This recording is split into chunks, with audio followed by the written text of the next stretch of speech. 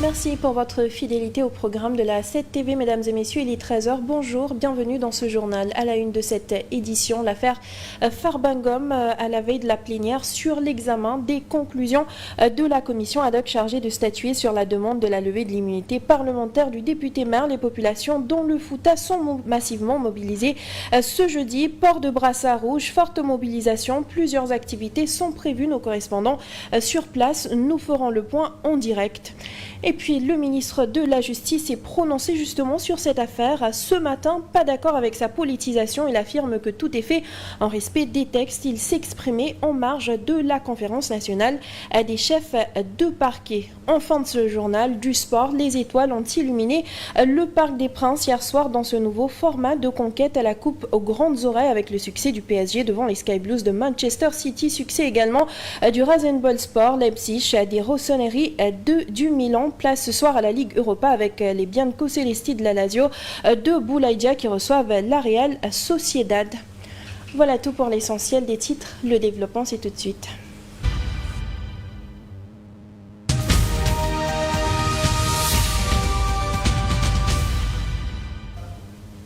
L'affaire Farba-Ngom, donc pour commencer, le président de l'Assemblée nationale, El Malik Ndiaye, a convoqué les députés en séance plénière. Demain à 11h, l'ordre du jour de cette session portera sur l'examen des conclusions de la commission ad hoc chargée de statuer sur la demande de la levée de l'immunité parlementaire du député Mohamedou Ngom, dit Farba. Et puis la commune des Agnam s'est réveillée aujourd'hui dans une ambiance de résistance et de contestation partout dans la ville. Les populations portent des brassards rouges pour témoigner leur soutien au maire des Agnam, Farba-Ngom. Une forte mobilisation est prévue dans la journée dans le même sillage sur ce direct depuis les Agnam. Justement, on le disait tantôt, une forte mobilisation de soutien est prévue dans cet après-midi. Depuis ce matin, les militants et sympathisants du responsable politique de l'APR débarque de partout pour prendre part à ce rassemblement. Nous allons à Agnam tout de suite retrouver en direct nos envoyés spéciaux pour faire le point de la situation. Kadior Sissé justement est sur place. Bonjour Kadior. Alors qu'est-ce qu'on retient jusque-là de la mobilisation ?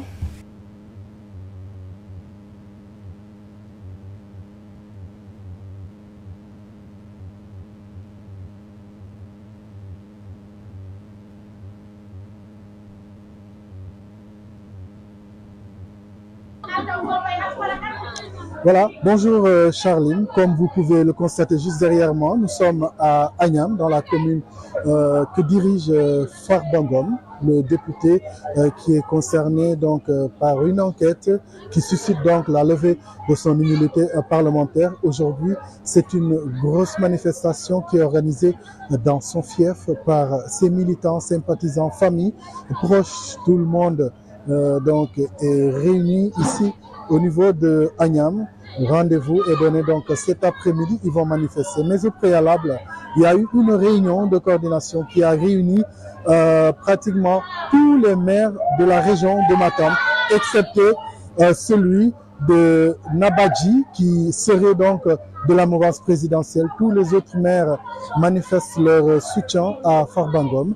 Vous voyez juste derrière moi, les gens sont déchaînés et ils sont prêts donc à accueillir leur maire, lui témoigner leur soutien, et ce sera tout à l'heure, donc dans l'après-midi, une démonstration de force parce qu'ils estiment que c'est un problème politique qui doit être réglé avec la politique. Donc c'est pourquoi ils ont appelé à cette manifestation qui va se tenir aujourd'hui.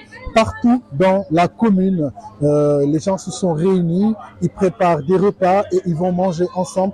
Et l'après-midi, ils vont aller accueillir leur maire avec beaucoup de foule. Et vous pouvez donc, vous pourrez le voir en direct avec l'équipe de la 7 TV qui est sur place pour couvrir l'événement.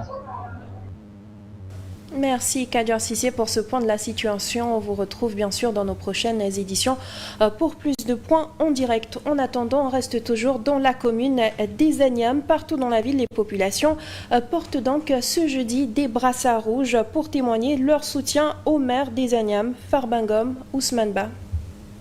Conducteurs de moto Jakarta, charretiers, écolières, vendeuses, le rouge est partout visible.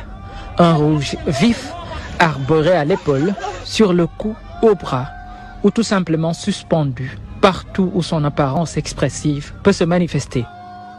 En un jour de contestation, la commune des Agnam affiche d'emblée sa solidarité à l'endroit de son édile.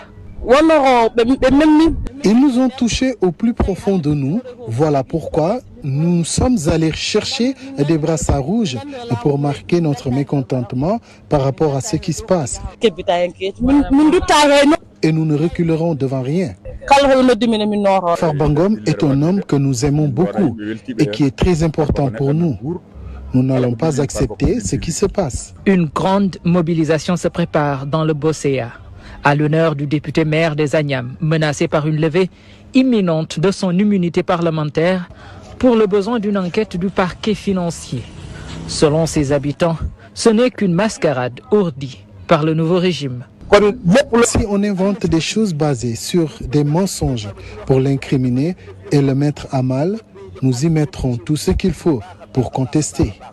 Une mascarade à laquelle, unis, ils feront face, quoi qu'il leur en coûtera, afin de protéger leurs bienfaiteurs. Farba n'est pas seulement le Farba des Peuls.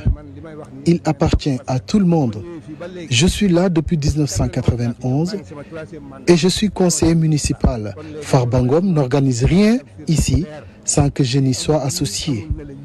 Pour vous dire qu'il n'y a pas un problème d'ethnie ici. Nous sommes tous unis derrière lui.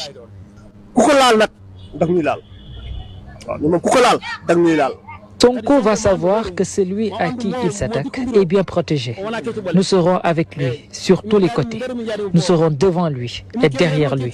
C'est ici donc, dans son fief, que Farba Ngom compte organiser la résistance dans un combat politico-judiciaire, certes démarré dans les locaux de l'Assemblée nationale, mais dont la participation de ces populations peut s'avérer décisive. En attendant, le pool d'avocats de Farba Ngom, dirigé par Maître El Hadjiouf, a tenu hier une conférence de presse pour alerter l'opinion publique. Selon la défense, cette procédure constitue une violation de ses droits. Matar Bari pour Le Point.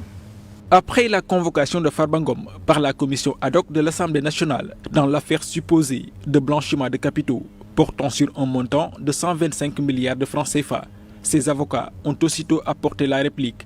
En conférence de presse, Maître Amadou Sall et ses collègues ont dénoncé une violation des droits de leurs clients. Et notre Constitution dit que parmi les droits qui sont élevés au rang de la sacralité figurent les droits de la défense. C'est ce que dit la Constitution. Les droits de la défense sont absolus et sacrés à toutes les étapes de la procédure. Manifestement, Farba Ngom n'a pas eu accès à son dossier. Il n'a pas été mis en mesure de se défendre. De son côté, Maître Omar Youm déplore un acharnement sur la personne de Farba Ngom. À en croire la robe noire, ce n'est ni plus ni moins qu'un règlement de compte politique. Cette démarche maladroite atteste de l'innocence de Farba Ngom, à qui il ne serait reproché finalement que son appartenance à un parti d'opposition dont il est l'un des illustres membres. C'est peut-être ça son seul crime de lèse-majesté. Farba Ngom n'a jamais géré de fonds de deniers publics. Il n'a jamais été entendu par la police, encore moins par la CENTI. Il ajoute que le député maire fait face à l'arbitraire de l'État et fustige l'inclusion de l'exécutif dans le judiciaire. Pour preuve, c'est le procureur du parquet financier auprès du ministère de la Justice qui sollicite la levée de l'immunité parlementaire du député Farba Ngom. Ce n'est pas une institution judiciaire de jugement, après avoir apprécié des faits, estime devoir élargir son enquête ou son instruction à des personnes, ce qui aurait pu être le cas. À ce jour, aucun juge d'instruction n'a été saisi. Dans la poursuite de ce dossier, les députés sont convoqués en plénière ce vendredi dans le cadre de la levée de l'immunité parlementaire du député membre de la coalition Takku Wallu Sénégal. Pendant ce temps, le ministre de la Justice s'est prononcé ce matin justement sur cette procédure de levée de l'immunité parlementaire du député Farba Ngom. Il rejette la politisation de l'affaire et affirme que tout a été fait en respect des textes. La procédure dont vous parlez résulte d'un rapport de la CENTIF. Vous savez, les rapports de la CENTIF sont remis directement au procureur de la République. Directement. C'est dire donc que l'autorité politique que je représente quelque part dans le fonctionnement de la justice n'a absolument rien à y voir. Et au terme de la loi de 2004 sur le blanchiment des capitaux, le procureur de la République a l'obligation légale de saisir immédiatement le juge d'instruction. En l'espèce, c'est la qualité de la personne mise en cause et que vous venez de citer qui, évidemment, entraîne ces contraintes procédurales que nous nous efforçons de respecter justement pour préserver cette légalité qui nous préoccupe tant.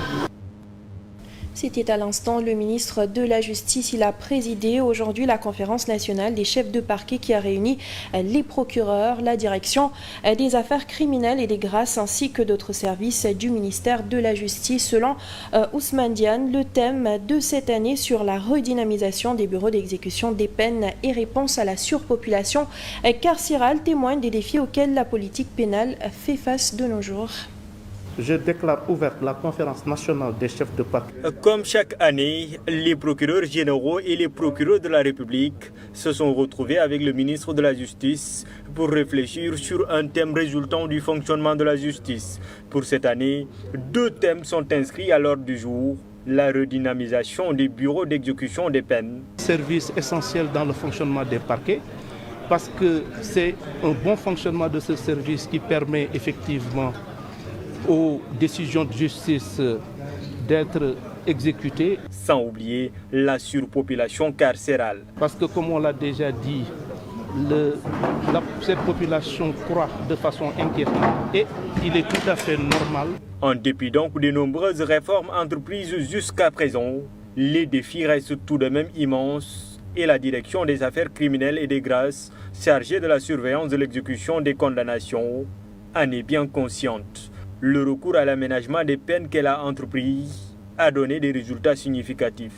Ces initiatives nous ont permis d'enregistrer une augmentation significative des placements sous surveillance électronique qui sont passés de 278 à 562 entre octobre 2023 et janvier 2025 et un recours aux travaux au bénéfice de la société. Des solutions humanistes tout comme les sanctions pécuniaires, mais ces dernières butent encore sur d'énormes défis. Les études récentes, sous mon autorité, révèlent en effet que rien qu'au tribunal de grande instance de Dakar, le montant des amendes prononcées entre 2022 et 2024 et non encore recouvrées s'élève à plus de 3 milliards de nos francs. Le ministère de la Justice, qui a magnifié la qualité du travail abattu quotidiennement par les chefs de parquet, garde bon espoir quant à la suite. J'espère que d'ici la prochaine conférence, nous aurons franchi ensemble un cap important dans ces domaines. Et puis on reste dans le registre du judiciaire. Serine Boub réfute les accusations de détournement de deniers publics portées à son encontre et son entourage. Le maire de Kaolack estime que ce sont des accusations sans fondement. Selon lui, ce sont des politiciens encagoulés qui veulent ternir son image. Le citoyen, on lui permet de participer au développement, de faire un acte citoyen. Mais accuser une maire de détournement, il n'y a que les corps de contrôle de l'État qui peuvent le faire. Et donc je pense que c'était de leur rôle d'écrire au corps de contrôle de l'État, mais pas de faire une plainte directement au maire dans l'accusation des choses qui ne fondent pas. C'est uniquement des acteurs politiques de l'APR qui nous ont manipulés. C'est un événement qui est passé depuis 2023. C'est pas qu'aujourd'hui. C'est 2023 que la citation de directeur a été faite. On vient de le juger, mais ce n'est pas une affaire nouvelle. Toujours, Kaolack, depuis que je suis élu, vous comprenez bien, je suis élu dans des conditions spéciales que vraiment j'ai gagné tout le monde là-bas.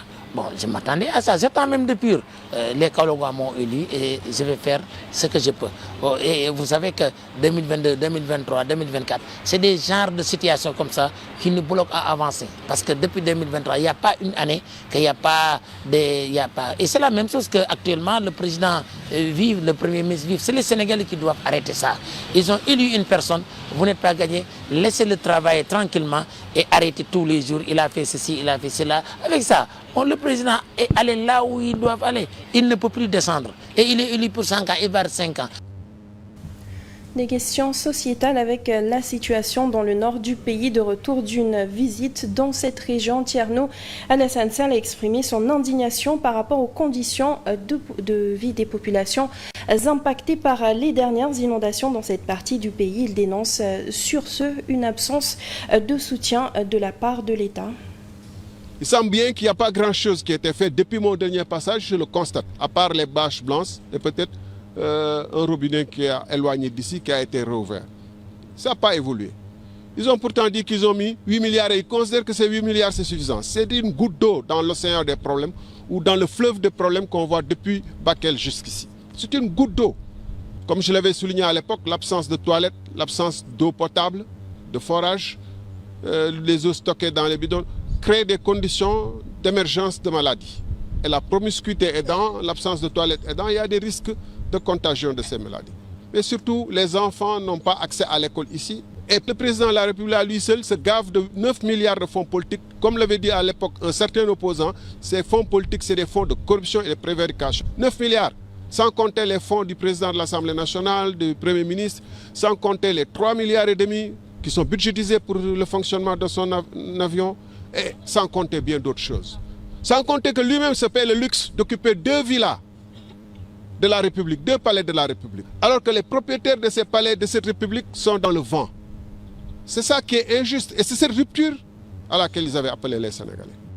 Très rapidement, une note de nécrologie. Le Sénégal est en deuil après le décès de Madior Diouf, un éminent intellectuel et homme politique survenu dans la nuit du 22 au 23 janvier. L'annonce a été faite par le président Moustapha Niasse.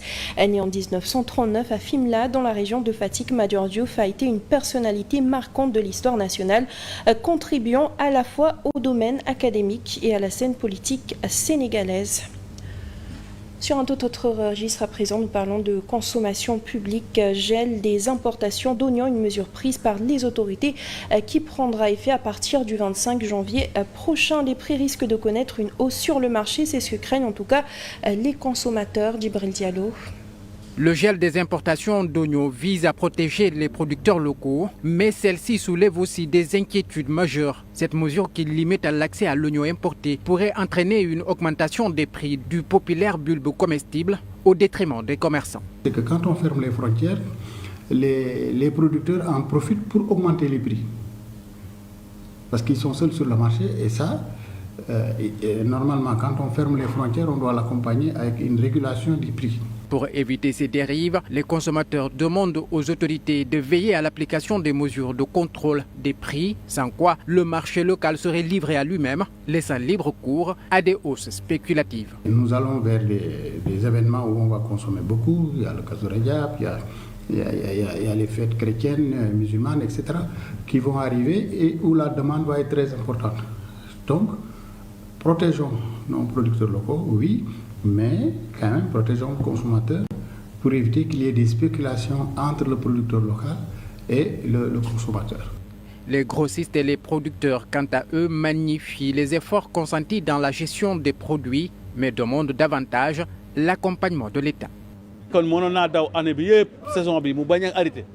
On aurait souhaité que ce gel continue, mais le problème est qu'on n'a pas suffisamment de chambres froides pour le stockage. On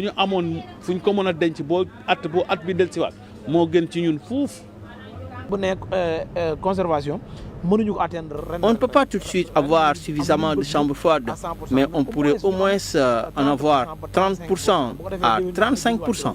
La production attendue pourrait dépasser celle de l'année dernière, qui avait atteint plus de 400 000 tonnes, une quantité supérieure aux besoins nationaux, estimée à plus de 300 000 tonnes par an. Face toujours à ce gel des importations, le collectif des commerçants, eux, rassure, l'oignon local est en quantité suffisante d'après eux. Néanmoins, ils pointent un problème majeur, à savoir le manque de chambres froides qui pourrait entraîner des pertes importantes. L'État et les cultivateurs sont ainsi appelés à renforcer leurs infrastructures pour garantir l'approvisionnement. Nous sommes d'accord avec l'État. Au sortir de nos discussions, il a été décidé d'évacuer les 30 000 tonnes pour la consommation d'un mois jusqu'au 25 janvier. L'oignon local est disponible à Poutou, à Brandeboy. Entre autres, nous voulons que les consommateurs, les exploitants y voient leur compte. Nous sommes convaincus que la production de l'oignon local va suffire les populations. Si nous avons suffisamment de chambres froides, nous n'allons pas pas chercher l'oignon hollandais, mais ces outils manquent. Nous, cultivateurs, devons faire des efforts pour avoir des unités de conservation. L'État en a construit quelques-unes et en fera aussi.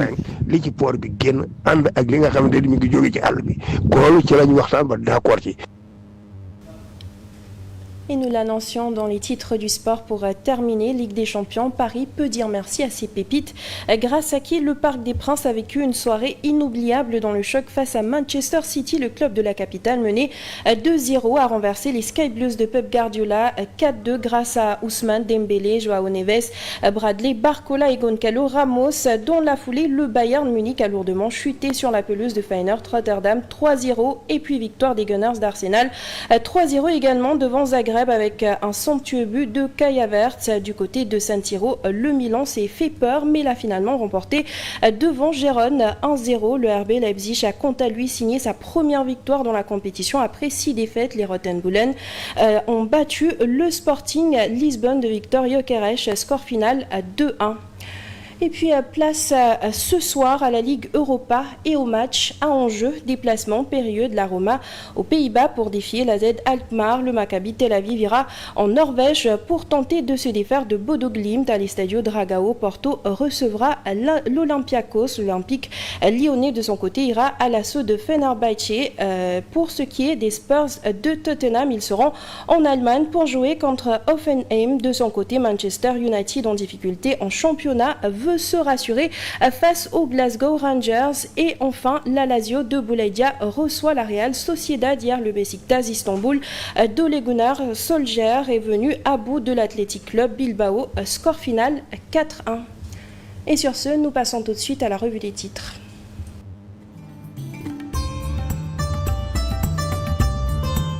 Bonjour, nombreux sont les journaux qui sont revenus sur la levée de l'immunité parlementaire du député Farba Ngom prévue demain vendredi. Sud Quotidien indique que l'Assemblée nationale va statuer demain vendredi 24 janvier sur la demande de levée de l'immunité parlementaire du député Farba Ngom dit Farba, du député Mohamed Ngom dit Farba Ngom cité dans une affaire de blanchiment de capitaux s'élevant à 125 milliards de francs CFA. Vers le bras de fer, Sud Quotidien. L'AS note que cette affaire peut se lire comme le baromètre d'un rapport de force en allusion à la grande mobilisation de soutien convoquée par l'Alliance pour la République ce jeudi dans le fief du député à Agnam. L'AS toujours indique que le succès de cette mobilisation sera déterminant dans le rapport de force que la formation marron-beige veut imposer au pouvoir en place qu'elle qualifie de revanchard et d'inexpert. Le quotidien lui fait dans le jeu de mots Farba dénommé demain, comme pour dire qu'il est en passe de perdre son immunité parlementaire. La plénière convoquée demain vendredi, ses avocats en ordre de bataille et la CNTF lui envoie 43 dossiers au parquet judiciaire financier. Dans les Échos, c'est Takoualou qui sonne la charge.